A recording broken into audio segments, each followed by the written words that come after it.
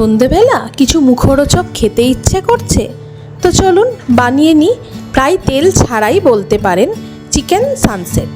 একটা মিক্সিং বাটিতে চিকেন স্টিকগুলো, টক দই, রসুন বাটা, কাঁচা লঙ্কা বাটা, গোলমরিচ গুঁড়ো এবং চিনি দিয়ে ভালো করে মিশিয়ে নিলাম। এই মিশ্রণটি 1 ঘন্টার জন্যে ফ্রিজে রেখে দিলাম। ম্যারিনেটেড চিকেন ফ্রিজ থেকে বের করে এর মধ্যে একটা ডিম ও অল্প কর্নফ্লাওয়ার দিয়ে মাখিয়ে নেব। ফ্রাইং প্যান গরম করে চিকেনগুলো একে একে এইভাবে দিয়ে ঢাকা দিয়ে দিলাম। কিছুক্ষণ পর ঢাকা তুলে চিকেনগুলো উল্টে দিয়ে আবারও ঢাকা দিয়ে দিলাম। সব চিকেনগুলো সেঁকে নেওয়া হয়ে গেলে ফ্রাইং প্যানে হালকা তেল ব্রাশ করে পেঁয়াজগুলো একটু আধভাজা করে কাঁচা লঙ্কা দিয়ে দিলাম।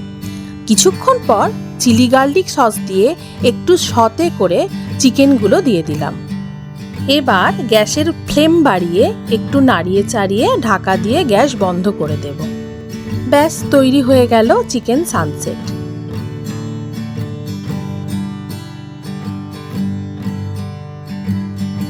আমাদের রেসিপিগুলো ভালো লাগলে